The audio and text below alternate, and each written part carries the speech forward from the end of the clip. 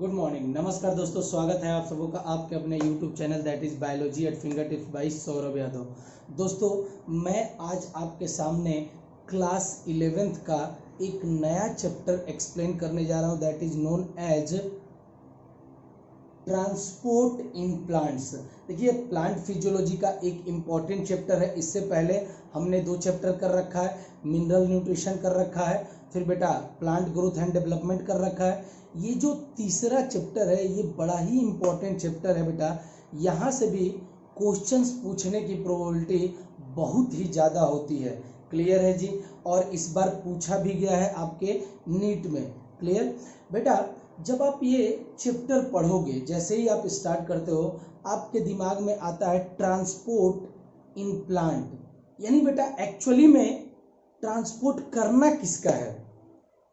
तो आपको आपके पास में थोड़ा बहुत नॉलेज है क्लास 10th का कि भैया 2 प्रकार की वेस्कुलर टिश्यूज थी जिनका नाम था जाइलम और फ्लोएम।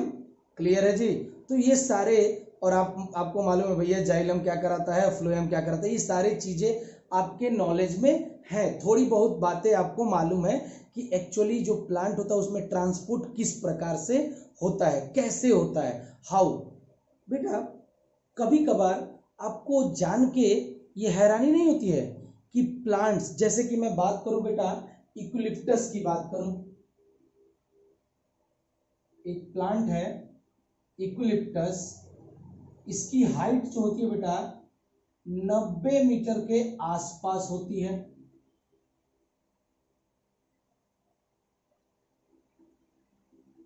नाइन्टी मीटर के आसपास इसकी हाइट होती है।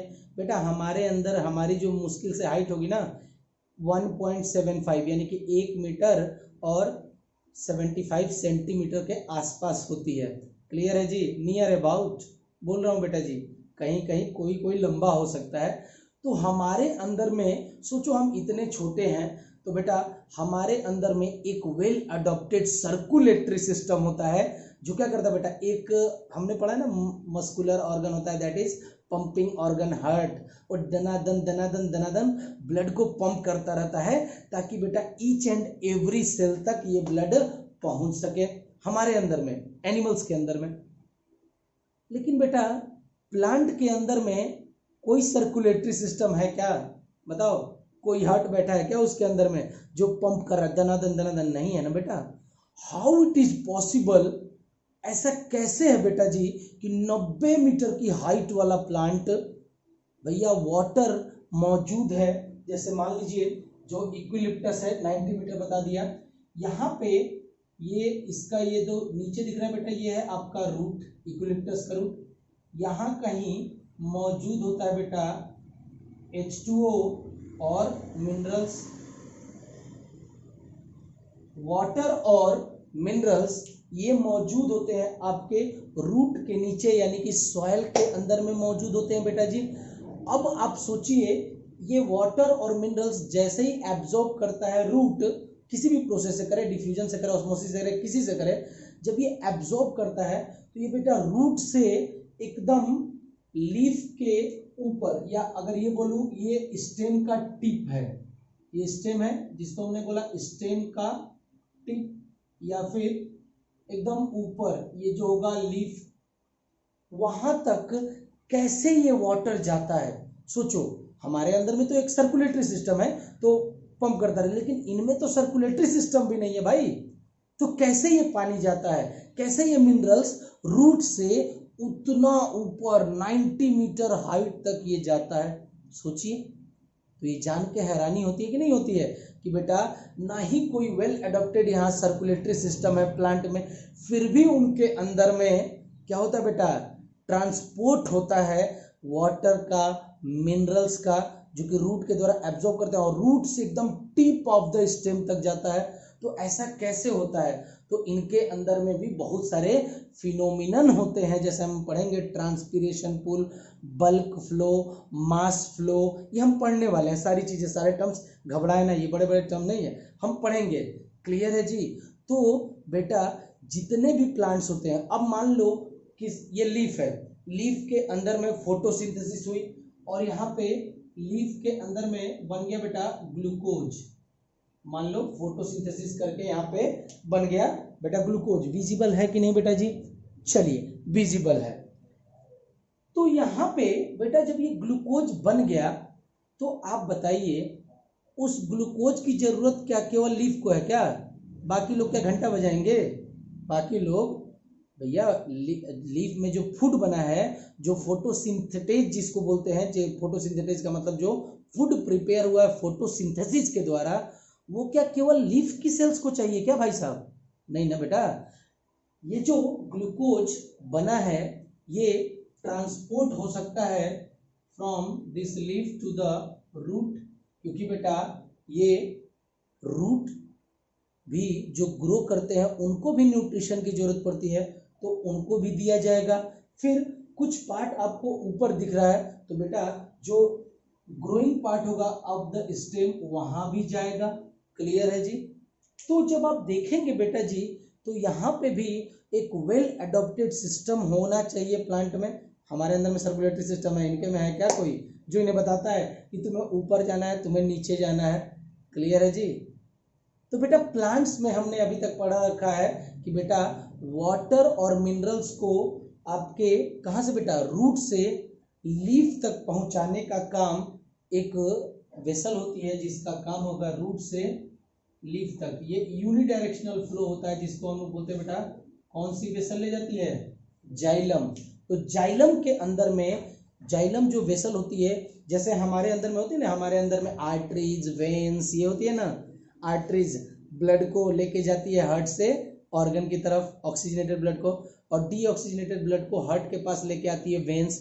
कुछ ऐसा ही इनके अंदर में एक वेसल पाई जाती है जिसको हम बोलते हैं बेटा जाइलम। और ये जाइलम क्या करता है बेटा?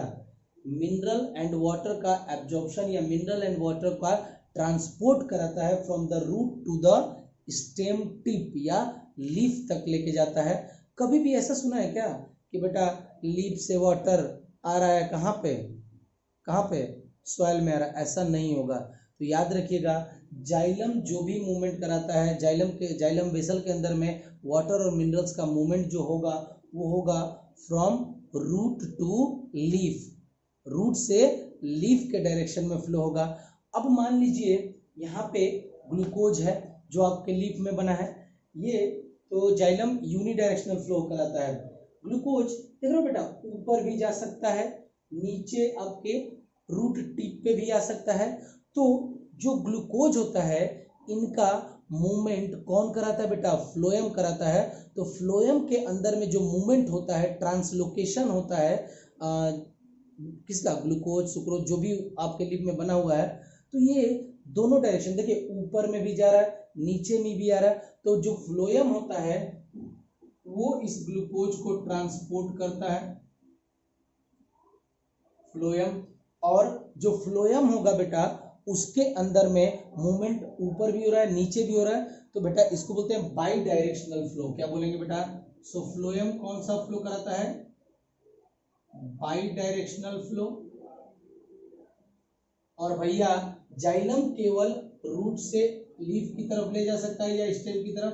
तो जाइलम जो फ्लो कराता है वो होता है यूनी डायरेक्शनल फ्लो। यहां लिख देता हूं थोड़ा, यहाँ पे जाइलम के अंदर में यूनी डायरेक्शनल फ्लो होगा,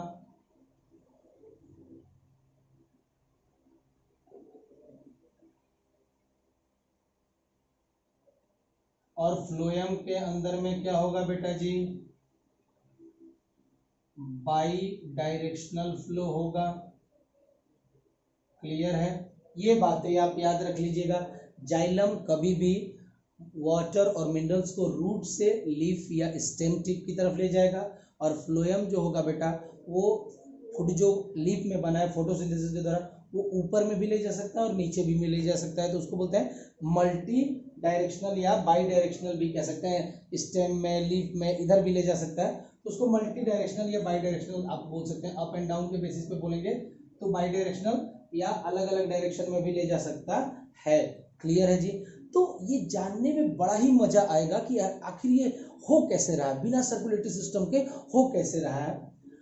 have you ever wondered how water reaches to top of the tall trees, or for that matter how and why substances, क्यों ये substances move क्यों कर रहे हैं बेटा? देखो कोई भी substance आपके root and leaf पे है तो बेटा जो ग्रोइंग पार्ट्स हैं उनको अगर वो मिनरल एंड न्यूट्रिएंट्स नहीं मिलेंगे तो उनका ग्रोथ हो पाएगा क्या? नहीं हो पाएगा। इसीलिए सब्सटेंस मूव करते हैं from one cell to another cell, moves from one cell to another cell. Whether all substances, सारे सब्सटेंसेस क्या एक ही डायरेक्शन में मूव कर रहे हैं क्या? नहीं। अभी तो देखा वाटर और मिनरल्स रूट से लीफ की तरफ मूव कर रहे हैं या स्टेम की तरफ मूव कर रहे हैं, और फूड का ग्लूकोज का देखा, ग्लूकोज नीचे भी मूव कर रहा है ऊपर भी मूव कर रहा है, ठीक है, साइड वाइज भी मूव कर सकता है, मल्टी डायरेक्शनल भी बोल सकते हैं उसको ना, मल्टी डायरेक्शनल फ्लो बोल सकते हैं। एक्चुअली में होता है तो बाई डायरेक्शनल है, ऊपर और नीचे बस। लीफ में बना तो लीफ के ऊपर भी जा सकता है जो पार्ट होंगे, और नीचे रूट में आ सकता है तो उसको बाई डायरेक्शनल फ्लो कहते हैं। लेकिन ब्रांचेज और ब्रांचेज में भी जाता है तो उसको मल्टी डायरेक्शनल कई बार बोल दिया जाता है। क्लियर है जी? तो बेटा अभी तो देखा कि भैया जरूरी है क्या कि ये ग्लूकोज बना है केवल लीफ से रूट की तरफ है, ऐसा होता है क्या? नहीं है ना, वो ऊपर की तरफ भी जा सकता है कि नहीं? जो स्टेम टिप है उसके ऊपर भी जा सकता है कि नहीं बेटा जी? तो यानी कि ये जरूरी नहीं है कि जो मूवमेंट होगा पार्टिकल्स का वो एक ही डायरेक्शन में, वो जाइलम कराता है बस। लेकिन फ्लोएम में हमने देखा कि भैया मल्टी डायरेक्शनल फ्लो हो सकता है कि नहीं है? All substances move in the same direction, नहीं, और in different direction, obviously different direction में करते हैं। वेदर मेटाबॉलिक एनर्जी, देखिए कई बार क्या होता है बेटा, हम इसमें पढ़ेंगे दो प्रकार के प्रोसेस होते हैं, एक होता है एक्टिव प्रोसेस और एक होता है पैसिव प्रोसेस। जैसे मान लीजिए कहीं पे किसी जगह पे, सुनिएगा, कहीं पे ये कंटेनर है, ठीक है, यहाँ पे इतना वाटर भरा हुआ है, एक कंटेनर है, यहाँ पे बी कंटेनर, यहाँ पे इतना वाटर भरा हुआ है, ठीक है जी। अगर इसमें एक छोटा सा होल कर दिया जाए तो मूवमेंट कहाँ से होगा? From high concentration to low concentration, क्योंकि इसमें वाटर क्या है? ज्यादा। यहाँ पे क्या है बेटा? हाई H2O है, हाई कंसंट्रेशन है, और यहाँ पे लो कंसंट्रेशन है H2O का, तो मूवमेंट होगा from there high concentration to low concentration. बेटा ऑब्वियसली पानी जहाँ पे जिसका कंसंट्रेशन ज्यादा होगा वो लो कंसंट्रेशन की तरफ बहना स्टार्ट कर देगा, जैसे ही आपने होल क्रिएट किया। तो डिफ्यूजन इसको बोलते हैं। डिफ्यूजन मतलब क्या होता है? Any process where any solvent is moving from their high concentration to the low concentration, that can be considered as diffusion। तो ये प्रोसेस जो है बेटा जी, इसको हमने बोला डिफ्यूजन। तो यहाँ हमने कभी एनर्जी दी क्या? एनर्जी दी क्या? नहीं दी ना बेटा, यहाँ पे एनर्जी की रिक्वायरमेंट नहीं होती है। लेकिन कई बार तो इसको हम लोग बोलते हैं diffusion is a passive process. लेकिन कई बार बेटा आपको स्मॉल मॉलिक्यूल्स को मूव करना पड़ेगा लार्जर की तरफ, यानी कि कई बार क्या होगा हम इसमें पढ़ेंगे, देखो अगेंस्ट कंसंट्रेशन ग्रेडियंट मूव करना पड़ेगा। जैसे मान लो यहाँ पे बहुत सारे वाटर मॉलिक्यूल्स है और यहाँ केवल 3 वाटर मॉलिक्यूल्स हैं, ठीक है जी। वाटर मॉलिक्यूल का कंसंट्रेशन यहाँ कम है, वहां पे ज्यादा है। अब मुझे मान लीजिए ये जो वाटर मॉलिक्यूल्स यहाँ हैं जो लो कंसंट्रेशन वाले हैं उसको हाई कंसंट्रेशन की तरफ मूव कराना पड़ेगा। तो बेटा ये केवल पॉसिबल है एनर्जी के माध्यम से। मुझे क्या लगाना पड़ेगा? फोर्स लगाना पड़ेगा दनादन, क्योंकि बेटा उधर से ज्यादा फोर्स है, इधर में 3 ही मॉलिक्यूल्स है तो ज्यादा फोर्स कहाँ होगा? ज्यादा प्रेशर उधर होगा। तो मुझे अगर इन लो कंसंट्रेशन वाले H2O को मूव करना है हाई कंसंट्रेशन की तरफ तो मुझे ATP देनी पड़ेगी। तो बहुत सारे प्रोसेस इसमें हम ऐसे पढ़ेंगे जहां पे ATP की जरूरत पड़ेगी। Whether metabolic energy is required, कई बार एनर्जी यानी ATP का यूटिलाइजेशन होगा, और कई बार डिफ्यूजन जैसा भी पढ़ा उसमें एनर्जी की जरूरत है ही नहीं, मूवमेंट तो अपने आप हो रहा है from high concentration to low concentration. लेकिन जब लो कंसंट्रेशन से, जैसे ये LC लिख देता हूं, लो कंसंट्रेशन से हाई कंसंट्रेशन की तरफ अगर मूव कराना होगा तो भैया क्या लगेगी? ATP। तो ये सारे प्रोसेस हम पढ़ने वाले हैं, घबराने की बात नहीं। आज इंट्रोडक्टरी लेक्चर है, इंट्रोडक्शन कर रहे हैं हम लोग। क्लियर है जी? Plant need to move the molecules over the long distance. देखो बेटा 90 मीटर है इक्विलिप्टस, तो रूट से उतनी दूर, much more that animals to, बेटा एनिमल से ज्यादा हमारी हाइट ही कितनी होती है, 1.75 बताया ना, इनमें इतनी ज्यादा हाइट होती है। They also don't have the circulatory system, और इनमें कोई सर्कुलेटरी सिस्टम भी नहीं है। तो आखिर ये कैसे करते हैं, यही सारी चीजें हमें इस चैप्टर में पढ़नी है। कहीं पे डिफ्यूजन होगा, कहीं पे ऑस्मोसिस होगा, कहीं पे ट्रांसपिरेशन पुल होगा, कहीं पे आपका बल्क फ्लो होगा, कहीं पे रूट प्रेशर होगा, ये सारे टर्म्स आने वाले हैं, हम देखेंगे। Water taken up by the roots, देखिए वाटर जो है इस रूट ने लिया, इसको कहां तक पहुंचाना है, स्टेम टिप तक या लीफ तक, किसकी जिम्मेदारी बेटा, जाइलम की। Water taken up by the root has to reach to all parts of the plant up to tip of the growing stem, देखिए यहां से वाटर मिनरल लेके गया है, स्टेम तक पहुंचाने का काम है। भैया मूवमेंट बता ही दिया है, जाइलम के अंदर में क्या होगा, यूनिडायरेक्शनल फ्लो। और जो फोटोसिंथेटेज यानी कि जैसे ग्लूकोज बना है, जो बनता है फोटोसिंथेसिस के द्वारा, जो प्रोडक्ट बनेगा उसको फोटोसिंथेटेज कह देते हैं। तो ग्लूकोज और food synthesised by the leaf, उसी को बोल रहा है। They also have to move to all parts, बेटा जरूरी थोड़ी ना है कि केवल रूट को मिलेगा ये फूड, आपके ऊपर भी जा सकता है, तो पूरी बॉडी में जाएगा। The root tips embedded deep inside the soil, आपके ऊपर भी जा सकता है, नीचे भी जा सकता है।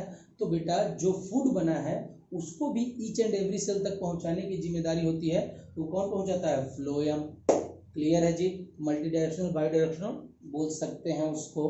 क्लियर है बेटा जी, इतनी बातें जरा आप लिखेंगे, फिर हम आगे बढ़ते हैं। देखिए बेटा जी नेक्स्ट लाइन दे रखा है, दैट इज मूवमेंट कैसा हो सकता है। तो मूवमेंट लॉन्ग डिस्टेंस का हो सकता है, यानी कि रूट से लीफ तक ले जाना, या फिर मूवमेंट शॉर्ट डिस्टेंस का हो सकता है। तो ये जो शॉर्ट डिस्टेंस वाले मूवमेंट होते हैं ये कैसा हो सकता है, देखिए बेटा से विथ इन द सेल, जैसे मान लीजिए यहां कहीं पे ये कोई सेल है, क्लियर है जी। ये जो सेल आपको दिख रहा है, इस सेल के अंदर में मान लीजिए यहाँ पे कोई एक सेल ऑर्गेनेली है, जिसको हम लोग कहते हैं बेटा वैक्यूल। क्या कहते हैं बेटा, वैक्यूल। देखिए चूंकि ये प्लांट सेल है तो बाहर में क्या होगी, सेल वॉल, इसके अंदर में ये क्या होगा बेटा, ये आपका हो गया प्लाज्मा मेम्ब्रेन या सेल मेम्ब्रेन। क्लियर है जी। मान लीजिए vacuole is a membrane bound cell organelle है, तो वैक्यूल एक क्या बेटा, सेल ऑर्गेनेली है, जो कि सेल के ये मान लीजिए अंदर में जो होता है इसको हम लोग बोलते हैं साइटोप्लाज्म। क्या बोलते हैं बेटा, अब यहाँ पे जो ये वैक्यूल होता है बेटा जी, इसके अंदर में मान लीजिए कोई फूड स्टोर हो रखा है, कोई भी फूड, ग्लूकोज सुक्रोज कुछ भी हो, तो यहाँ पे वैक्यूल के अंदर में फूड स्टोर है। अब इसी साइटोप्लाज्म के अंदर में मान लीजिए यहाँ पे कोई एक सेल ऑर्गेनेली है, कोई और भी हो सकता है, राइबोसोम, माइटोकॉन्ड्रिया, कोई भी हो, कोई एक सेल ऑर्गेनेली है, जैसे मान लीजिए राइबोसोम है। क्या बेटा, राइबोसोम है। अब राइबोसोम को अपना फंक्शन करने के लिए, राइबोसोम प्रोटीन सिंथेसिस में मदद करता है, इसको चाहिए एनर्जी। क्या चाहिए बेटा, एनर्जी। और भैया फूड तो मौजूद है वैक्यूल वाले सेल ऑर्गेनेली में, तो यहाँ से मूवमेंट यानी यहाँ का जो फूड होगा वो निकल के कहाँ चला जाएगा बेटा, आपके राइबोसोम के पास में पहुंचेगा। तो बेटा ये जो मूवमेंट हुआ ये सेल के अंदर में ही हुआ ना, सेल के अंदर में ना, सेल ऑर्गेनेलिज के बीच में हो रहा है, क्योंकि सेल ऑर्गेनेलिज आपके सेल के अंदर में पाई जाती हैं। तो अगर कहीं पे भी मूवमेंट हो रहा है पार्टिकल्स का, बहुत छोटा सा मूवमेंट है ना, से यहाँ पे क्या करता है बेटा, जैसे इस सेल ऑर्गेनेलिज को जरूरत है, यहाँ पे फूड है, तो जैसे ही इसको ट्रांसफर करना होगा तो ये बेटा क्या करने लगता है, साइटोप्लाज्म अपने आप को मूव कराने लगेगा, अंदर ही अंदर सेल के अंदर मूव कराने लगेगा। तो उसको बोलते हैं बेटा जी साइटोप्लाज्मिक स्ट्रीमिंग से विद इन द सेल। ये इस प्रोसेस को ये मिलाने लगेगा ताकि वैक्यूल से फूड निकल के आपके राइबोसोम जहां रिक्वायर्ड है वहां पहुंच जाए। तो ये सेल के साइटोप्लाज्म में ही कौन मूव कर रहा है बेटा? सेल का साइटोप्लाज्म मूव कर रहा है, इसको बोलते हैं बेटा साइटोप्लाज्मिक स्ट्रीमिंग। क्या बोलते हैं? साइटोप्लाज्मिक स्ट्रीमिंग कहते हैं, या इसी को बोलते हैं बेटा साइक्लोसिस। तो देखो कितना छोटा डिस्टेंस है सेल के एक सेल ऑर्गेनेलिस के दूसरे ऑर्गेनेलिस तक पहुंचना, तो ये क्या होगा बेटा? सेल के अंदर में ही मूव हो रहा है ना, तो से विद इन द सेल, यानी कि मूवमेंट सेल के अंदर में हो सकता है। अक्रॉस द मेम्ब्रेन, भैया अगर मान लीजिए दो सेल हैं, ये मान लीजिए, ठीक है, या ऐसे नाम बना के ऐसे बना देता हूं, हम पढ़ेंगे अभी, ये सारी चीजें पढ़ने वाले हैं।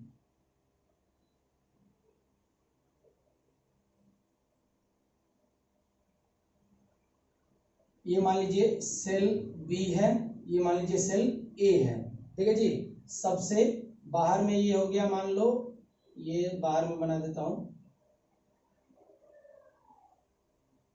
बाहर में हो गया आपका सेल वॉल, ठीक है जी। ये हो गई आपकी सेल मेम्ब्रेन, क्लियर है जी। जब कभी भी बेटा ये सेल मेम्ब्रेन या प्लाज्मा मेम्ब्रेन जब परमिएबल होगी, यानी कि बेसिकली आपने देखा भी होगा, वैसे आप लोगों को ये तो मैं बताऊंगा रूट में, आपने ये पढ़ा होगा, जैसे मान लो एक सेल है और ये दूसरी सेल है, ठीक है जी, सेल नंबर ए और सेल नंबर बी। आप सेल वॉल को भूल जाइए कुछ समय के लिए, मैं प्लाज्मा मेम्ब्रेन, ये इसका प्लाज्मा मेम्ब्रेन है,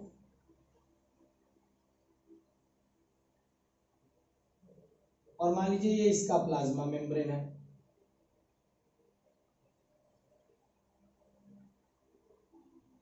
यहां पे मान लीजिए वाटर का कंसंट्रेशन बहुत ज्यादा है, H2O का कंसंट्रेशन ज्यादा है, यहाँ पे H2O का कंसंट्रेशन काफी कम है, ठीक है।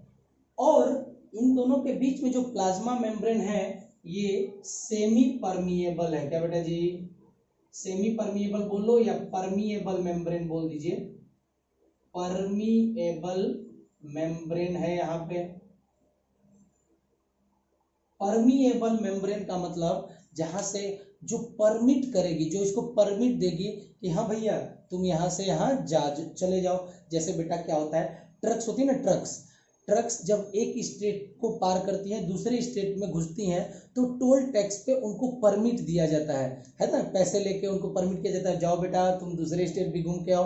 तो ये जो परमिएबल मेम्ब्रेन है, इनके अंदर में यानी कि चीजें इधर से इधर जा सकती हैं, इधर से इधर जा सकती हैं, लेकिन बेटा यहाँ पे कंसंट्रेशन वाटर का ज्यादा है, यहाँ पे कम है, तो मूवमेंट जो होगा from high concentration to low concentration, और जब पास होती है through a semi permeable membrane, तो इसको डिफ्यूजन नहीं कहते हैं, इसको कहते हैं बेटा ऑस्मोसिस। क्या बोलते हैं? ऑस्मोसिस। ऑस्मोसिस का मतलब क्या होगा बेटा? कोई भी चीज मूव कर रही है फ्रॉम देयर, कोई भी सॉल्वेंट मूव कर रहा है फ्रॉम देयर हाई कंसंट्रेशन से लो कंसंट्रेशन की तरफ, और उनके बीच में एक मेम्ब्रेन है, दैट इज परमिएबल मेम्ब्रेन या सेमी परमिएबल मेम्ब्रेन। सेमी ही आप लोग पढ़ते होंगे, सेमी, यहां मान लीजिए एसपीएम है, सेमी परमिएबल मेम्ब्रेन है, और मूवमेंट हो रहा है from the high concentration to the low concentration, तो ऐसे को बोलते हैं ऑस्मोसिस। ऑस्मोसिस तो देख रहे हो, अक्रॉस द मेम्ब्रेन, यानी कि मेम्ब्रेन को क्रॉस करके जाएगी, तो उसको बोलेंगे ऑस्मोसिस। डिफ्यूजन क्या होता है? देखो डिफ्यूजन में क्या होता है, सिंपल सी बात है, ये एक कंटेनर ए है, ये बी है, यहाँ पे वाटर यहाँ तक भरा हुआ है, वाटर लो कंसंट्रेशन है, यहाँ पे यहाँ तक भरा हुआ है, यहाँ पे वाटर का कंसंट्रेशन बहुत ही ज्यादा है, ठीक है जी। इनके बीच में कोई परमिएबल मेम्ब्रेन नहीं है, ठीक है। तो सेमी परमिएबल में जैसे यहाँ पे होल करेंगे, ये मूव कर जाएगा इससे high concentration to low concentration. तो सिंपली अगर कोई भी चीजें मूव कर रही है हाई कंसंट्रेशन से लो कंसंट्रेशन की तरफ, उनके बीच में कोई एसपीएम नहीं है, सेमी परमिएबल मेम्ब्रेन नहीं है, तो ऐसे प्रोसेस को बोलेंगे बेटा जी डिफ्यूजन। क्या बोलेंगे? डिफ्यूजन। क्लियर है जी?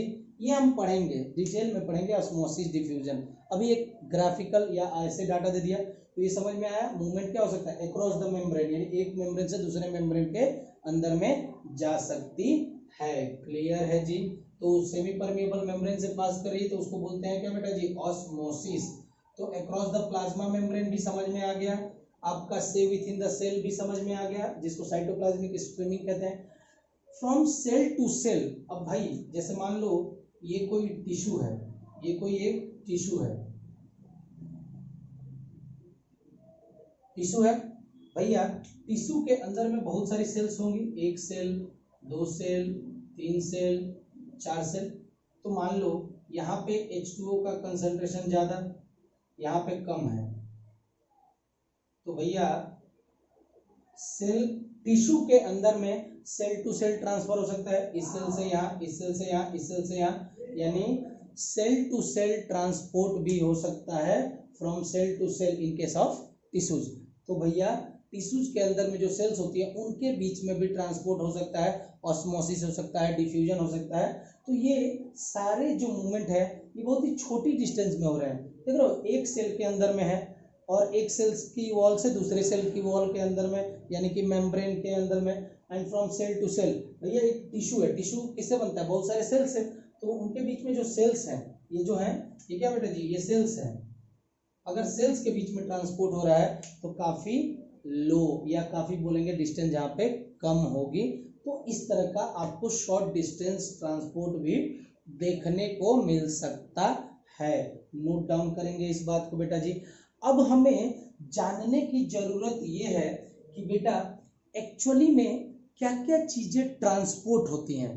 भैया ऑब्वियसली वाटर होता है, मिनरल होता है, फूड होता है, क्या क्या ट्रांसपोर्ट होती है ये पहले हम पढ़ेंगे। फिर हम पढ़ते हैं बेटा कि लॉन्ग डिस्टेंस ट्रांसपोर्ट को क्या कहेंगे? Short distance transport. तो शॉर्ट डिस्टेंस वाला तो पता ही दिया, ये बस रिपीट होगा। तो अब हमें जो नेक्स्ट बात होगी कि जो भी फ्लावरिंग प्लांट होंगे, यानी कि एंजियोस्पर्म की बात कर रहा है, that would need to be transported. क्या क्या चीजें ट्रांसपोर्ट करने की जरूरत है उनमें? तो भैया वाटर करने की जरूरत है, मिनरल करने की जरूरत है, ऑर्गेनिक न्यूट्रिएंट्स। ऑर्गेनिक का मतलब होता है जिन किसी मॉलिक्यूल में कार्बन होगा उसको बोलते हैं ऑर्गेनिक। तो बेटा फूड जो बनता है आपके लीफ में वो क्या होता है? ग्लूकोज, C6H12O6, तो कार्बन है ना इसमें, तो उसको बोलते हैं ऑर्गेनिक मटेरियल। क्या बोलेंगे बेटा जी? एंड प्लांट ग्रोथ रेगुलेटर्स, अभी तो पढ़ के आ रहे हैं, PGR, ये बनते कहीं एक जगह है, ट्रांसपोर्ट कहीं और होते हैं भैया जी। तो भैया उनका भी तो मूवमेंट कराना है। तो किसकी चीज का मूवमेंट कराना है? मैंने बोला वाटर का, मिनरल न्यूट्रिएंट्स का, ऑर्गेनिक न्यूट्रिएंट्स यानी कि फूड की बात कर रहा है, ग्लूकोज की बात कर रहा है, एंड बेटा जी प्लांट ग्रोथ रेगुलेटर्स, इनका ट्रांसपोर्ट कराना है। कहीं पे शॉर्ट डिस्टेंस में होगा, कहीं कहीं पे दूरी बहुत दूर तक ले जाना होगा, तो शॉर्ट डिस्टेंस, लॉन्ग डिस्टेंस, दो प्रकार के आपके ट्रांसपोर्ट देखने को मिल सकते हैं। क्लियर है जी? देखेंगे हम बेटा नेक्स्ट में। चलिए बेटा जी, जो नेक्स्ट पॉइंट मैं बोल रहा था कि आपको ये पहले जानने की जरूरत है कि एक्चुअली में क्या क्या चीजें ट्रांसपोर्ट होती हैं, फिर बाद में हम पढ़ेंगे कि भैया क्या कैसे करेंगे। In a flowering plant the substances that need to be transported are, जो कि ट्रांसपोर्ट करने की जरूरत है, जैसे कि H2O, जो कि भैया आपके रूट के आसपास में होगा। अब ये रूट है भैया, वाटर की रिक्वायरमेंट है आपके लीफ को भी, क्योंकि लीफ में होती है फोटोसिंथेसिस और वहां पे वाटर रिक्वायर्ड है, तो बेटा इनका ट्रांसपोर्ट कराना जरूरी है। मिनरल न्यूट्रिएंट्स, देखिए बहुत हमने चैप्टर ही पढ़ रखा है मिनरल एंड न्यूट्रिशन, जहाँ पे हमने देखा कि जो बहुत ही प्रकार के मिनरल एंड न्यूट्रिशन, जैसे कि नाइट्रोजन, फॉस्फोरस, कैल्शियम, पोटेशियम, ये सारे मिनरल्स रिक्वायर्ड होते हैं for the growth and development of the plant. तो इनका भी क्या करना पड़ेगा बेटा? ट्रांसपोर्ट कराना पड़ेगा। ऑर्गेनिक न्यूट्रिएंट, जैसा कि मैंने बोला कार्बन कंटेनिंग न्यूट्रिएंट्स को हम लोग बोलते हैं ऑर्गेनिक न्यूट्रिएंट्स। बेसिकली जब प्लांट में फोटोसिंथेसिस होती है तो ग्लूकोज बनता है ना, ग्लूकोज का मॉलिक्यूलर फॉर्मूला है C6H12O6, तो इसमें कार्बन है कि नहीं है? तो इसको क्या बोलेंगे? ऑर्गेनिक कंपाउंड बोल सकते हैं कि नहीं बोल सकते हैं? तो ग्लूकोज एक कौन सा कंपाउंड है? ऑर्गेनिक कंपाउंड, ठीक है जी। तो ये जो ऑर्गेनिक कंपाउंड जो लीफ में बना है, तो क्या बेटा खाना केवल लीफ ही खाएगा क्या? बाकी लोग ऐसे भूखे सोएंगे, घंटा बजाएंगे? सभी को चाहिए कि नहीं चाहिए? तो बेटा ट्रांसपोर्ट होगा फूड का भी, पीजीआर, प्लांट ग्रोथ रेगुलेटर्स या प्लांट हार्मोन्स, ये एक स्पेसिफिक सेल में बनते हैं और जहां बनते हैं वहां पे उनकी क्वांटिटी ज्यादा होगी और जहां इनकी क्वांटिटी काफी कम है तो बेटा ये मूव करेंगे। जहां बनते हैं उनको बोलते हैं बेटा सोर्स, और जहां कमी होती है जहां ये जाते हैं that is known as the sink. तो सोर्स से लेके सिंक की तरफ ये मूव करते हैं। सोर्स यानी जहां ये फॉर्म होंगे जिस सेल में बनेंगे, और सिंक जिस सेल को इसकी रिक्वायरमेंट होगी, जरूरत होगी। तो सोर्स टू सिंक मूवमेंट होगा प्लांट ग्रोथ रेगुलेटर्स का। तो भैया हमने पढ़ रखा है auxin, gibberellin, cytokinin, abscisic acid, ethylene, इनका भी तो ट्रांसपोर्ट होगा भाई। तो इन सारी चीजों का ट्रांसपोर्ट कराया जाता है। और भैया ट्रांसपोर्ट दो प्रकार का हो सकता है, एक होगा बेटा आपका शॉर्ट डिस्टेंस ट्रांसपोर्ट और एक होगा बेटा लॉन्ग डिस्टेंस ट्रांसपोर्ट। जैसे मान लीजिए ये कोई प्लांट है, ठीक है जी, ये है इसका रूट,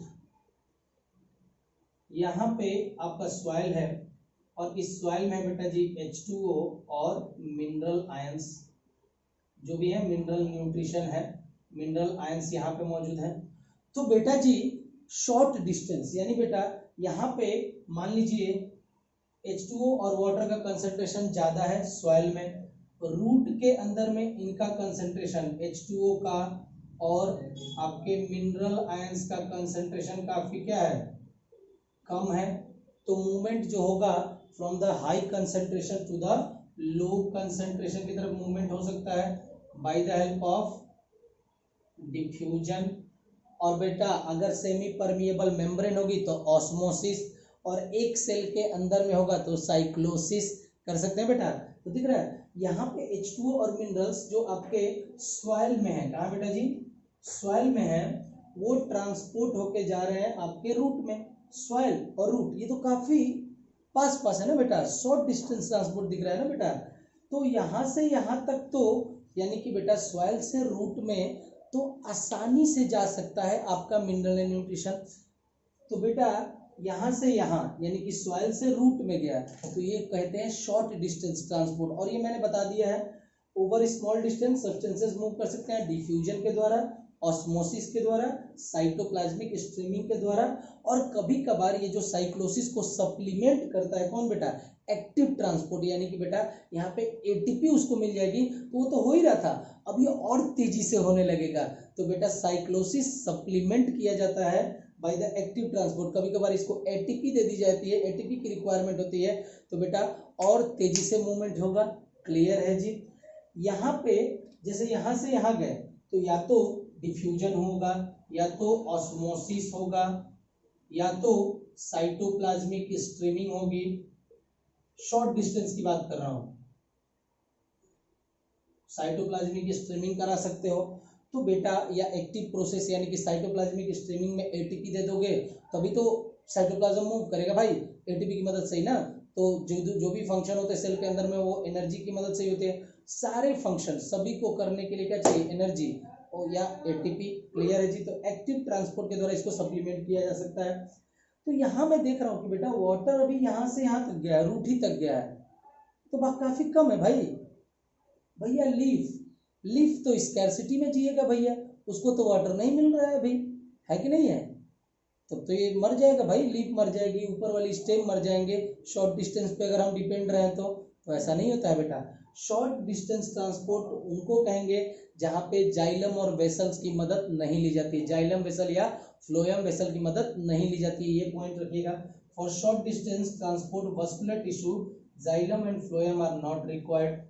अब रोल आएगा बेटा जी, अब यहां से देखिए, रूट से आपका स्टेम तक पहुंचाना, रूट से स्टेम तक पहुंचाना, ठीक है बेटा। ये देखो कितने प्लांट्स बड़े बड़े होते हैं, यूकेलिप्टस इतने छोटे से उतने बड़े तक, सोच रहे हैं, रूट से स्टेम तक पहुंचाना ये कहलाता है, या लीफ तक पहुंचाना, ये स्टेम की टिप तक पहुंचाना। क्लियर है जी, इतनी दूर तक पहुंचाना। तो बेटा जब बहुत दूर तक ट्रांसपोर्ट कराना होगा तो उसको बोलते हैं बेटा ट्रांसलोकेशन। क्या बोलेंगे?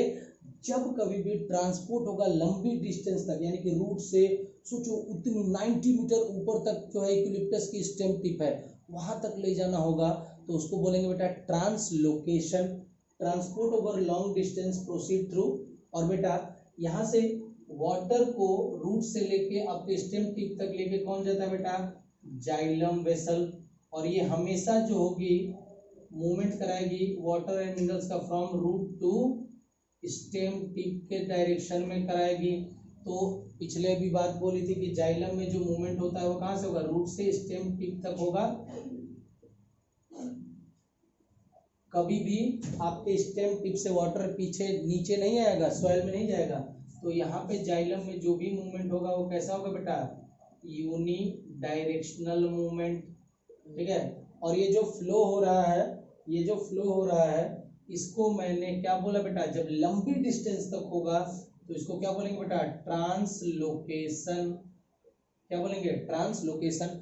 उसी तरह से अब मान लीजिए यहाँ पे लीफ में बना है बेटा जी, क्या लीफ में बना है बेटा? ग्लूकोज या कुछ भी कंपाउंड बना है भाई साहब, दिख रहा है। अब ये लीफ से ट्रांसपोर्ट हो सकता है, स्टेम टिप ऊपर भी जा सकता है और ये नीचे भी आ सकता है रूट टिप। तो लेके कौन आएगा बेटा?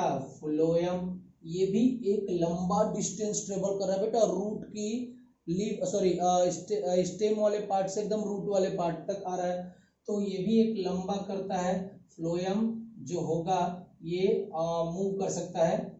बेसिकली अगर बोले तो लीफ से सुनो, लीफ पार्ट है, लीफ पार्ट के ऊपर भी जा सकता है, अपवर्ड मूवमेंट भी कर सकता है और रूट में भी आ सकता है। तो इसमें डाउनवर्ड मूवमेंट भी हो सकता है। ठीक है, डाउनवर्ड मूवमेंट भी हो सकता है। तो इसको बाई डायरेक्शनल मूवमेंट कहेंगे। लेकिन अगर मान लीजिए ब्रांचेस हैं, इसकी कुछ ब्रांचेस हैं, इधर ब्रांचेस हैं, इधर ब्रांचेस हैं, तो उनमें भी फूड पहुंचाया जाता है। तो बेसिकली एक लंबी डिस्टेंस ट्रेवल कर रहा है तो फ्लोएम के द्वारा भी जो चीजें ट्रांसपोर्ट की जाती हैं वो भी क्या होंगी बेटा? उनको भी हम लोग बोलते हैं बेटा जी क्या? ट्रांसलोकेशन। तो अगर लंबी डिस्टेंस तक होगा तो बेटा उसको बोलेंगे translocation. Over long distance substances are moved by bulk flow. जैसा कि मैंने बोला तो भैया जाइलम और फ्लोएम जो मस्कुलर टिश्यू की अगर आप मदद लोगे तो ट्रांसपोर्ट काफी लंबा कराया जाता है, तो उसको बोलते हैं लॉन्ग ट्रांसपोर्ट। हम देखेंगे कैसे कराया जाता है। लॉन्ग डिस्टेंस ट्रांसपोर्ट जो होगा वो मूव करता है बल्क फ्लो या मास फ्लो से।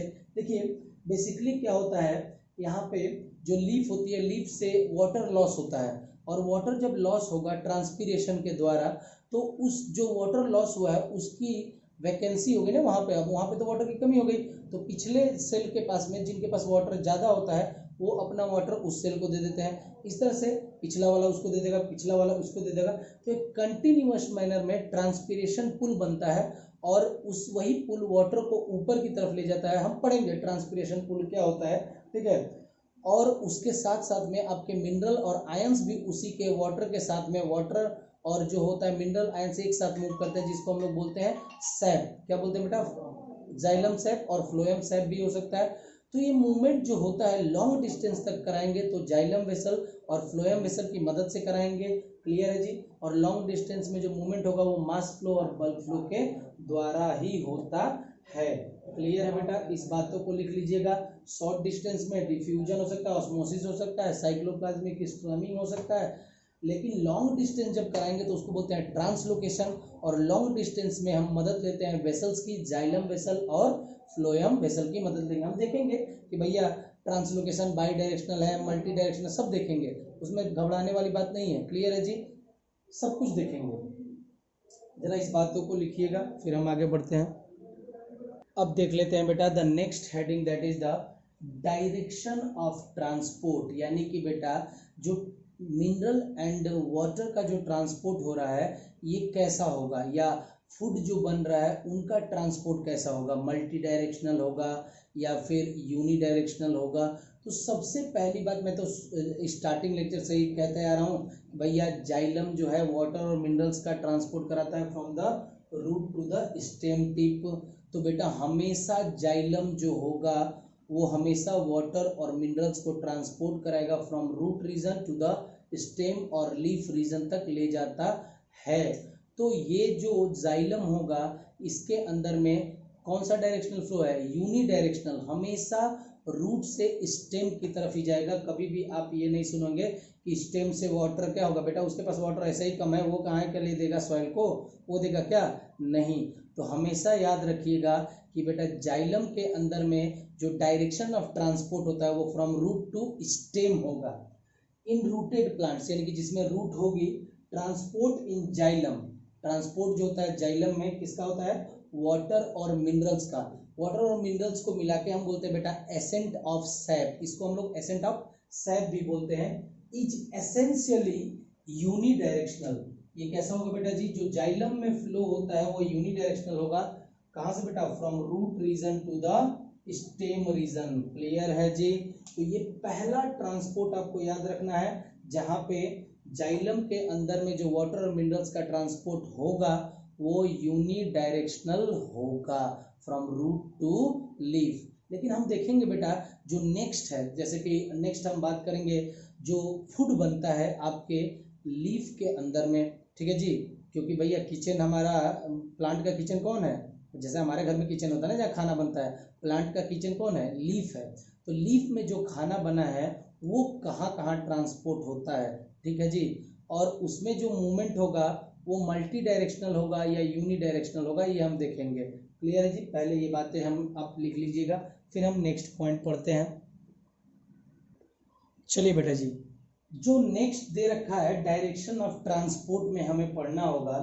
देखिए जो ऑर्गेनिक न्यूट्रिएंट्स बनता है यानी कि जो ग्लूकोज आपकी लीफ में बनता है उसका ट्रांसपोर्ट कैसा होगा, मिनरल न्यूट्रिएंट्स यानी कि जो भी मिनरल न्यूट्रिएंट्स है, नाइट्रोजन, फास्फोरस, कैल्शियम, पोटेशियम जो भी है, इनका ट्रांसपोर्ट कैसा होगा। तो याद रखिएगा बेटा जी, जितने भी ऑर्गेनिक न्यूट्रिएंट्स बनते हैं प्लांट में, यानी कि जैसे कि ग्लूकोज बन गया, ये मूव करता है मल्टी डायरेक्शनली। और मोस्टली जो मिनरल न्यूट्रिएंट्स होते हैं, मोस्टली कह रहा हूँ क्योंकि कुछ जो होते हैं वो नहीं होते हैं, मोस्टली अगर बात करेंगे तो मोस्टली जो मिनरल न्यूट्रिएंट्स होते हैं वो भी मूव करते हैं इन मल्टी डायरेक्शनल, मल्टी यानी अलग अलग डायरेक्शन में मूव करते हैं। तो पहला पॉइंट तो ये याद रखिएगा। अब आइए ऑर्गेनिक न्यूट्रिएंट जो ग्लूकोज है इसका ट्रांसपोर्ट देखते हैं। सुनिएगा, बेसिकली ये मैं कुछ बना देता हूं बेटा, ये ब्रांचेस हैं बेटा, ये हो गया आपका लीफ, ये कुछ ब्रांचेस हैं, ये हो गया बेटा लीफ, ठीक है भैया, ये हो गया रूट, और ये मान लीजिए स्टेम टिप है, ये आपका स्टेम टिप हो गया, ये आपकी ब्रांचेस हो गई, ये आपका लीफ हो गया। क्लियर है जी, सिंपल सी बात है, लीफ हो गया, ठीक है। ये आपका रूट हो गया, ठीक है जी, दिख रहा है सारी चीजें, क्लियर है। अब देखिए जो ग्लूकोज या ऑर्गेनिक मटेरियल बनेगा वो कहां बनेगा बेटा, लीफ में बनेगा, ऑब्वियसली लीफ ही में बनेगा भाई। अरे भैया कहाँ बनेगा, फोटोसिंथेसिस लीफ में होगी तो वहीं बनेगा, ठीक है जी, ये आप देख पा रहे हैं। तो बेटा जी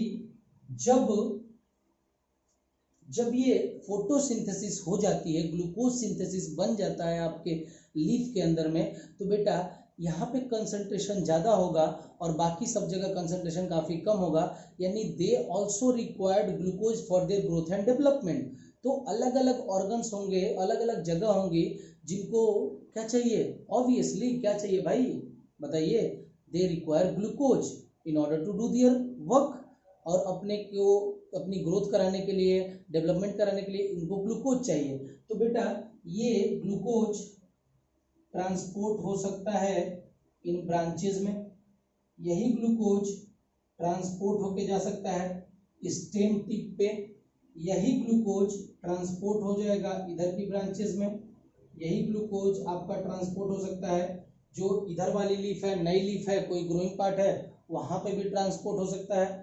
क्लियर है जी? कोई नया पार्ट है, लीफ बर्ड है, फ्लोरल बर्ड है, कहीं पे भी जा सकता है। जैसे इसको लीफ ना लिख के मैं फ्लोरल बर्ड लिख देता हूँ यहाँ पे, जहाँ पे फ्लावर आने वाला है, फ्लोरल बर्ड, जहां से फ्लावर आएगा। तो बेटा देख रहे हो ये ग्लूकोज इधर गया, फिर ऊपर गया, फिर इधर गया, फिर यही ग्लूकोज आपके रूट को भी मिलता है। ठीक है जी, यही ग्लूकोज आपके रूट को भी मिलता है। तो बेटा जब आप देखेंगे तो यहाँ जो ट्रांसपोर्ट हो रहा है ये इधर उधर, इस साइड उस साइड, यानी अलग अलग डायरेक्शन में हो रहा है। यानी जो ऑर्गेनिक न्यूट्रिएंट्स हैं इनका मूवमेंट कैसा होता है बेटा? Multi directional. मल्टी डायरेक्शनल कैसे मूव करेगा बेटा? Multi directional. अब यहाँ पे मान लो ये जो रूट है, यहाँ रूट के अंदर में स्टोर हो गया, क्या स्टोर हो गया बेटा? ग्लूकोज आके स्टोर हो गया। ठीक है जी, मान लीजिए यहाँ पे जो रूट है वो एक्ट कर रहा है जो स्टोरेज ऑर्गन की तरह, तो ग्लूकोज यहाँ आके स्टोर हो गया। अब मान लो जब पतझड़ का मौसम आता है, उसके बाद जब स्प्रिंग सीजन आती है तो नई नई चीजें निकलती हैं। जैसे मान लो नहीं तो यहाँ से यहाँ आया, पहले ग्लूकोज कहाँ से कहाँ आया? पहले ग्लूकोज लीफ से कहाँ आया? रूट में आया। देखिए अब मैं इधर में छोटा सा एक पार्ट बना देता हूँ, ये न्यू बर्ड है। ठीक है जी, अब नया बर्ड आ रहा है, जो स्प्रिंग सीजन में नए नए फ्लावर्स आते हैं, नए नए बर्ड आते हैं, नई नई लीव्स आती हैं। तो बेटा इसके पास तो अपना कोई ग्लूकोज होगा नहीं भैया, वो तो सिंथेसिस नहीं कर पाएगा ना। तो उस समय जो ग्लूकोज रूट में आके स्टोर हुआ था, अब यही ग्लूकोज एक्सपोर्ट कर जाएगा, री एक्सपोर्टेड टू द, कहाँ पे चला जाएगा?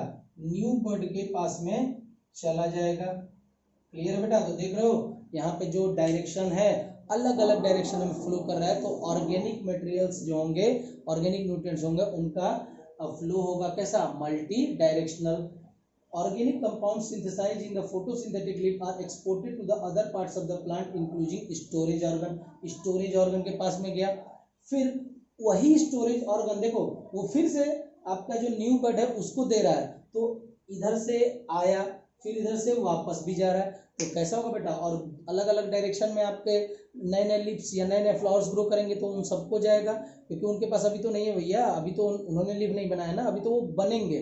तो उनको कौन देता है? यही स्टोरेज ऑर्गन देंगे। तो ये मूवमेंट कैसा हो गया? Multi directional. कैसा होगा बेटा? ऑर्गेनिक न्यूट्रिएंट जैसे कि ग्लूकोज होता है, ये मल्टी डायरेक्शनली फ्लो करता है। क्लियर है जी? नेक्स्ट मिनरल न्यूट्रिएंट्स की अगर बात करेंगे, जैसे मान लीजिए ये है आपका प्लांट,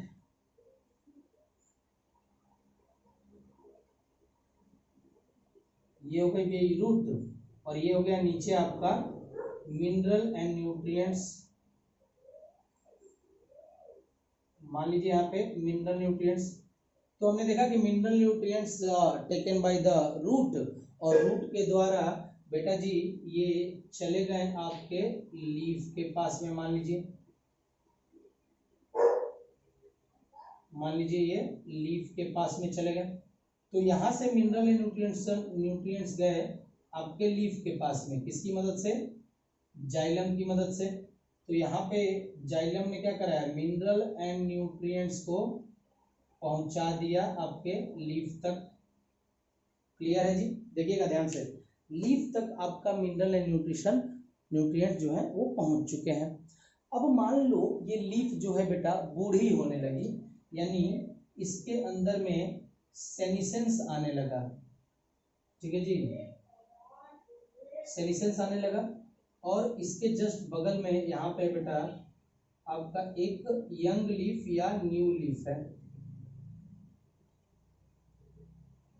तो बेटा बहुत सारे एलिमेंट्स होते हैं जो इस जो सेनिसेंस यानी जो बूढ़ी हो रही है लीफ, उसके अंदर में देखो हमने अगर आपने मिनरल न्यूट्रिशन पढ़ा होगा तो वहाँ मैंने बताया था कि दो प्रकार के एलिमेंट्स होते हैं, एक होता है इमोबाइल एलिमेंट्स और दूसरे होते हैं मोबाइल एलिमेंट्स, यानी कि ऐसे एलिमेंट जो एक जगह से ट्रांसपोर्ट होकर दूसरे जगह जा सकते हैं, that can be considered as the mobile elements. और एक बताया था कि इमोबाइल एलिमेंट जो कि नहीं जाता है, जैसे कि कैल्शियम जो कि उसके स्ट्रक्चर को बना लेता है, कैल्शियम पेक्टेट की जो सेल वॉल होती है ना, सेल वॉल उसके बीच में जो जुड़े होती हैं, दो सेल वॉल जुड़े होते हैं, कैल्शियम पेक्टेट से हार्ड कवरिंग जो स्ट्रक्चर बना लेता है। तो कैल्शियम ट्रांसपोर्ट नहीं होता था, जो कि मिडिल लैमिला बना लेता था कैल्शियम पेक्टेट की लाइनिंग, तो वो ट्रांसपोर्ट नहीं हो सकता था। लेकिन बहुत सारे एलिमेंट्स ऐसे थे, जैसे हमने एक ट्रिक भी बताई थी आप लोगों को, पंकज शर्मा मैनेजर, क्या बताया था बेटा जी, इधर वाला तो हो गया ना, इधर वाला जब मिटा देता हूँ, आपको एक ट्रिक बताई थी। कुछ एलिमेंट्स होते हैं जो कि मोबाइल एलिमेंट्स होते हैं, यानी जो एक जगह से दूसरे जगह ट्रांसपोर्ट हो सकते हैं। मोबाइल एलिमेंट्स के लिए एक ट्रिक बताई थी, अगर आपने पढ़ा होगा, पंकज शर्मा मैनेजर, देखिए ठीक है। पी से बोला था फास्फोरस, एन से क्या बोला था नाइट्रोजन, के से क्या बोला था पोटेशियम, एस से सल्फर और एम से आपका मैग्नीशियम। क्या हो जाएगा बेटा जी, मैग्नीशियम।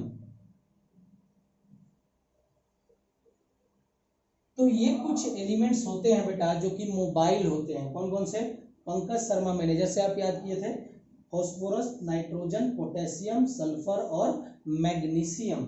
तो बेटा ये जो एलिमेंट जो कि मोबाइल एलिमेंट्स है, कैल्शियम नहीं है, कैल्शियम तो आपका जब ये लीफ गिरेगा ना बुढ़ा होके तो उसके साथ में कैल्शियम भी गिर जाता है, और उसके बाद ये ह्यूमिफिकेशन होता है, यानी कि बेसिकली क्या होता है, डिकम्पोजर्स उसको डिकम्पोज करेंगे, फिर वो मरेंगे, तो ह्यूमस के माध्यम से वो कैल्शियम ऐड हो जाएगा आपके रूट में, सॉइल में, और सॉइल से रूट ले लेगा, फिर से लेगा, उसमें कोई दिक्कत नहीं। लेकिन बेटा कुछ एलिमेंट्स जो मौजूद होते हैं आपके लीफ में, अब ये जैसे ही इनको लगेगा बेटा कि मैं बूढ़ा होने वाला हूँ, मैं मरने वाला हूँ, तो वो क्या करेगा, वो सारे एलिमेंट जो कि मोबाइल एलिमेंट्स हैं, जैसे कि नाइट्रोजन, जैसे कि फास्फोरस, जैसे कि पोटेशियम, जैसे कि सल्फर, जैसे कि मैग्नीशियम, तो ये सारे एलिमेंट्स आपकी जो सेनिसेंस लीफ, जो से बूढ़ा होने वाला लीफ है, देखो एक डायरेक्शन मिनरल न्यूट्रिशन का कहाँ से हुआ, फ्रॉम रूट टू लीफ, जो ओल्ड लीफ, फिर ये क्या करेगा, ये जो एलिमेंट्स हैं सल्फर, नाइट्रोजन, पोटेशियम, मैग्नीशियम, ये सारे न्यूट्रिएंट्स इस सेनिसेंस लीफ से, जो लीफ बूढ़ी हो गई है, यानी जिनमें बुढ़ापा आ गया है, जैसे ही वो बेटा मरने वाली होगी, यानी कि गिरने वाली होगी, तो जो उसके पास में मिनरल जो होंगे, न्यूट्रिएंट जो होंगे, जो मोबाइल न्यूट्रिएंट्स होंगे, जैसे कि नाइट्रोजन, फास्फोरस, सल्फर, मैग्नीशियम और पोटेशियम, इन सब को वो ट्रांसपोर्ट कर देती है टू द न्यू और यंग लीफ को दे देगी। किसको दे देगी बेटा, यंग लीफ को। तो देखो एक डायरेक्शन तो इधर से हो गई, यहां से इस डायरेक्शन में, यानी कि रूट से लीफ की तरफ और ओल्ड लीफ की तरफ, और जब ये मरेगी तो ओल्ड लीफ से यंग लीफ, जरूरी है क्या कि यंग लीफ इधर ही होगी, हो सकता है भाई यंग लीफ कोई इधर हो, तो भैया यहां से इधर भी आ सकता है। तो जो डायरेक्शन ऑफ फ्लो होगा आपके मोस्टली मिनरल एंड न्यूट्रिएंट्स का, वो कैसा है बेटा, रूट से लीफ की तरफ, फिर लीफ से ओल्ड लीफ से नई नई लीव्स के पास में चली जाएगी अलग अलग डायरेक्शन में। तो यहाँ भी क्या होगा, मल्टी डायरेक्शनल फ्लो। याद रखिएगा, the mineral nutrients are taken by the root, root के द्वारा लिया गया, and transported upward into the stem में जा सकता है, लीफ में जा सकता है, ग्रोइंग रीजन में जा सकता है। When any plant undergoes senescence, जब वो बुढ़ा होगा तो उसके अंदर में जो मोबाइल एलिमेंट्स होंगे, न्यूट्रिएंट्स में बी विथड्रॉन, वहां से निकाल लिया जाएगा from such region and move to the growing part, या यंग पार्ट को दे दिया जाता है। तो मोस्टली मिनरल एंड न्यूट्रिएंट्स का मूवमेंट भी क्या होता है, मल्टी डायरेक्शनल होगा। क्लियर है जी, नोट डाउन करेंगे। जाइलम में जो मूवमेंट हुआ था वाटर मिनरल्स का, वो कैसा था, यूनिडायरेक्शनल, ऑर्गेनिक मटेरियल का जो ट्रांसपोर्ट होगा वो कैसा होगा, मल्टी डायरेक्शनल, यानी कि ग्लूकोज की बात हो रही है। और मोस्टली मिनरल एंड न्यूट्रिएंट्स जो होंगे उनका क्या होगा बेटा, ट्रांसपोर्ट मल्टी डायरेक्शनल होगा। कुछ एक एलिमेंट्स हैं जैसे कि कैल्शियम मैंने बताया, देखिए उसमें क्या होता है, उसका यूनिडायरेक्शनल होगा। देखिए जैसे मैंने कैल्शियम की बात की, तो ये आपका यहाँ से रूट से एब्जॉर्ब हुआ, मान लीजिए रूट से आपका कैल्शियम गया, आपकी लीफ के पास में गया, क्लियर है जी, कौन सा कैल्शियम ले भाई, जाइलम ले गया इसको। अब ये लीफ के अंदर में जो कैल्शियम जाएगा बेटा, ये जो कैल्शियम डाइपॉजिटिव आयन होता है ये होता है इमोबाइल। एक तो ये एक जगह से दूसरे जगह ट्रांसपोर्ट नहीं हो सकता है, तो ये आपका स्ट्रक्चर को फॉर्म करता है। लीफ के अंदर में जो मिडिल लैमिला होगा, जो मिडिल लैमिला होता है उसको फॉर्म करता है। मिडिल लैमिला बनती है बेसिकली बेटा कैल्शियम पैक्टेट से। तो ये लीफ का स्ट्रक्चर बना रहा है, स्ट्रक्चरल कंपोनेंट बना रहा है, स्ट्रक्चर बना रहा है, तो ये उसके साथ में ही रहता है। और ये जैसे ही ये लीफ टूटेगा, ये लीफ टूटेगा भाई, धरती पे आएगा, अर्थ पे आएगा, फिर इसका ह्यूमिफिकेशन होगा, डिकम्पोजिशन या ये ह्यूमिफिकेशन होगा, और ये फिर से कैल्शियम आपके ऐड हो जाएगा सॉइल में, ठीक है। फिर again it will be taken by, तो यहाँ पे एक ही डायरेक्शन है, कैल्शियम ट्रांसपोर्ट हो सकता है रूट से लीफ की तरफ, लेकिन वो लीफ से किसी और लीफ में नहीं ट्रांसपोर्ट हो रहा, तो कैल्शियम का जो मूवमेंट होगा वो होता है केवल यूनिडायरेक्शनल होगा। इसका मूवमेंट जो होता है यूनिडायरेक्शनल होगा। लेकिन मोस्टली अगर बात करेंगे जैसे कि मोस्ट ऑफ द एलिमेंट्स, उनका मूवमेंट कैसा होता है, मल्टी डायरेक्शनल होता है। क्लियर है जी, नोट डाउन कर लेंगे बेटा जी इस पार्ट को, क्लियर है बेटा, नोट डाउन करेंगे। एक चीज बची है वो भी हम कर लेते हैं।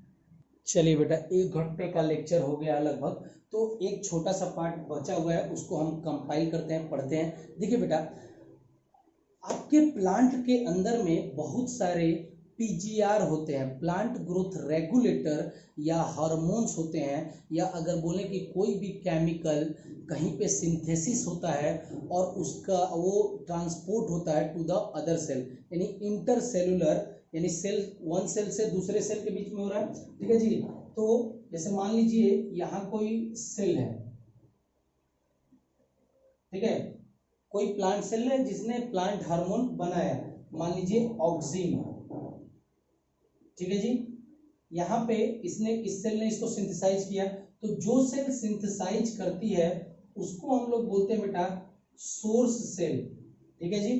अब ये जो है ऑक्सीन मान लीजिए रिक्वायर्ड होगा किसी और सेल के द्वारा, जो यहाँ सेल मौजूद होगी, इस सेल के ऊपर में मौजूद होते हैं बेटा specific receptors. Receptors basically nature में प्रोटीनियस होते हैं।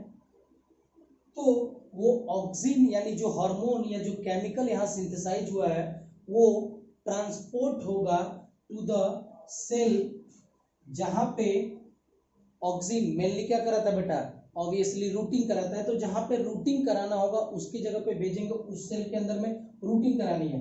तो बेटा मैंने ऑक्सीन को भेज दिया, और ये ऑक्सीन का स्पेसिफिक रिसेप्टर काफी स्पेसिफिक होता है, स्पेसिफिक रिसेप्टर मौजूद होगा उस सेल पे जहां उसे ऑक्सीन की जरूरत है, क्योंकि वो नहीं बना पा रहा है।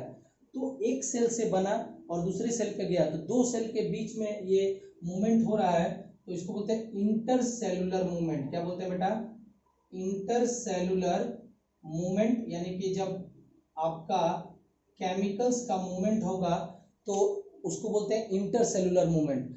जहां पे आपका ये पीजीआर बनेगा वो होगा बेटा, उसको बोलेंगे सोर्स, और जिस सेल्स को ये जाएगा उसको बोलेंगे बेटा सिंक। तो हमेशा जो होगा पीजीआर वो मूव करता है एक ही डायरेक्शन में, कहां से बेटा, सोर्स से सिंक की तरफ, जहां वो बनेगा और जहां इसकी रिक्वायरमेंट होगी। और ये बहुत ही लो अमाउंट में बनता है, क्योंकि बेटा इट इज़ हाईली इफेक्टिव, बहुत ही कम अमाउंट में होगा, नैनोग्राम मिलीग्राम, नैनोग्राम में भी बनता है, तो बेटा ये बहुत ज़्यादा इफेक्टिव होता है। तो स्मॉल अमाउंट में होता है।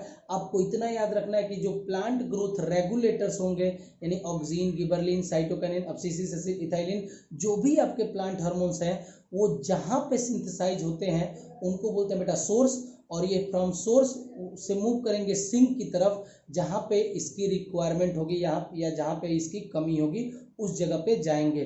तो हमेशा पीजीआर का मूवमेंट होगा यूनी डायरेक्शनल, पोलराइज्ड या यूनी डायरेक्शनल होगा। Hormones are plant growth regulator and other chemical stimuli are also transported through दो मतलब बहुत ही कम अमाउंट में, दो इन वेरी स्मॉल अमाउंट, बहुत ही कम अमाउंट में होता है, क्योंकि इसकी इफेक्टिवनेस बहुत ज्यादा होती है। समटाइम्स इन अ रिस्ट्रिक्टली पोलराइज्ड का मतलब ही होता है रिस्ट्रिक्टली, यानी एकदम स्ट्रिक्टली कह रहा है, स्ट्रिक्टली कह रहा है कि यूनिडायरेक्शनल होगा, unidirectional manner from where they are synthesised, जहां से वो सिंथेसाइज्ड होगा, to the other parts where it is required.